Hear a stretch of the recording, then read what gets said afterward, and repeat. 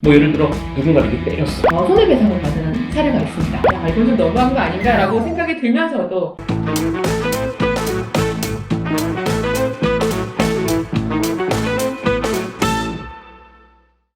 안녕하세요, 민쌤입니다. 오늘도 전문가와 함께 좀 심도 있고 유튜브를 하는 모든 분들에게 실제로 좀 도움이 될 수 있는 정보를 드리려고 영상을 준비했습니다. 일단 소개를 좀 하고. 안녕하세요. 저희는 오디오 클립 법유슈 TV를 진행하고 있습니다. 저는 법률사무소 도윤의 서경화 변호사라고 합니다. 네, 변호사님을 모시고 유튜버들이 가장 궁금해하는 저작권에 대한 이야기를 해보려고 합니다. 변호사, 공부를 많이 해야 되는 직업. 그렇죠. 그러니까 사실 법이라는 것이 국민하고의 좀 괴리감, 거리감이 좀 있다라고 느끼는 네, 부분이 용어부터가 굉장히 어려워요. 맞아요. 어렵죠. 예. 네. 그래서 오늘 쉽게 풀어주셔야만 네. 보시는 분들이 아, 이렇게 하면 안 되는구나 라는 정보를 얻으실 수가 네. 있을 것 같습니다. 사실 법이라는 게 원리를 따라가다 보면 되게 본질적인 부분이거든요. 뭐 저작권이라고 하면은 되게 어렵게 들리지만 내 재산을 누가 가져간다 아니면은 누가 뭐 내가 가지고 있는 물건을 부신다 이렇게 얘기를 하면 침해된다라는 느낌이 확 오시잖아요. 그러니까 그런 개념으로 설명을 드리면 좀 이해하시기가 좋을 것 같아요.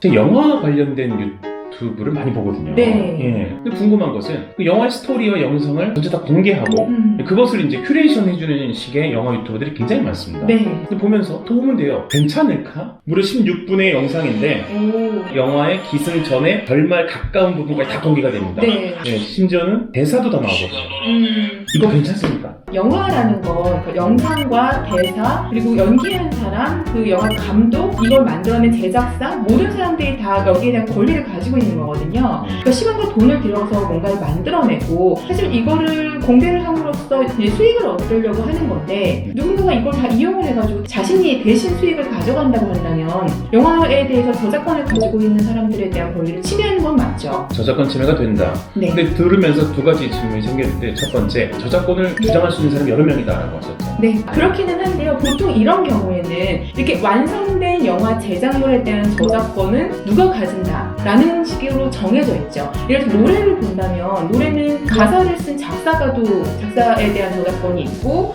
그걸 연주한 멜로디를 만든 사람도 있고 그렇죠. 네, 실현자라고 해가지고 연주한 사람도 있고 그걸 노래한 사람도 있거든요.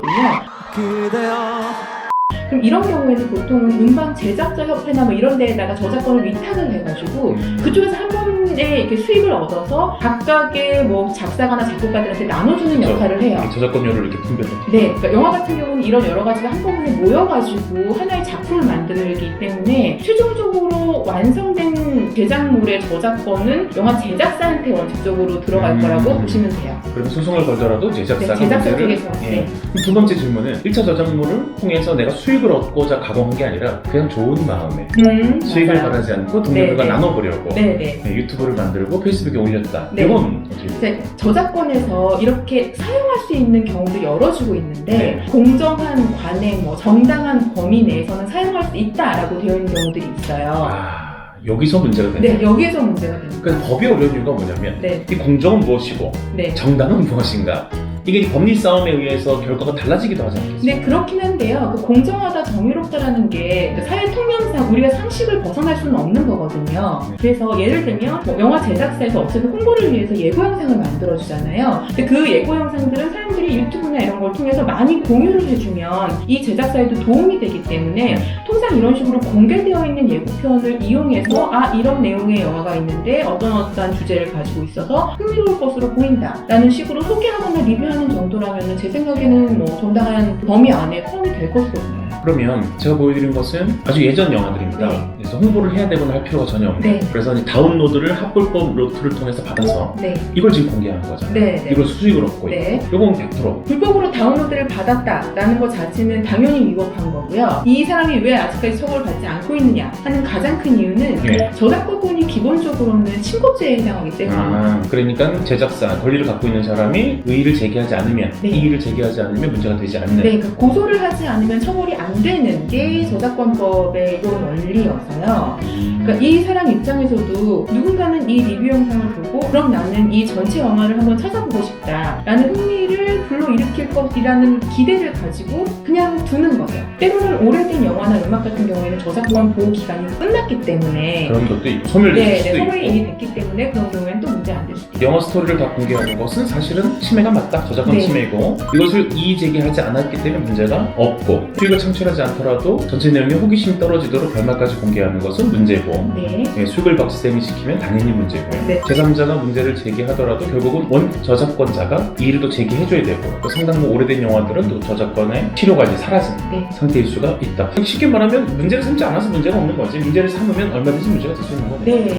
문제 삼지 않으면 문제가 안 되는데 문제를 삼으면 문제가 된다 그랬어요. 그러니까 누군가가 시간과 돈을 들여서 만들어낸 작품, 사진, 책, 영화 등이 있다면 그건 당연히 그걸 만들어낸 사람들의 권리로서 보호를 하는 게 원칙이다라는 데서부터 출발을 하셔야 될 것 같아요. 어떻게 하면은 내가 이렇게 이용하면은 침해가 안 될까? 저렇게 이용하면 침해가 안 될까를 고민하시기보다는 내가 이것을 이용하려면 어떠한 방식으로 정당하게 사용할 수 있을 것인가를 좀 고민을 해보시는 게 좋을 것 같습니다. 그 정도 이 방송을 보시는 유튜버분들이 이렇게 하면 저작권을 피해갈 수 있겠지? 이런 약간 생각 자체를 버리고 남의 거를 가져다 쓰는 것 자체는 원래 문제구나. 네, 정당한 대가를 주자.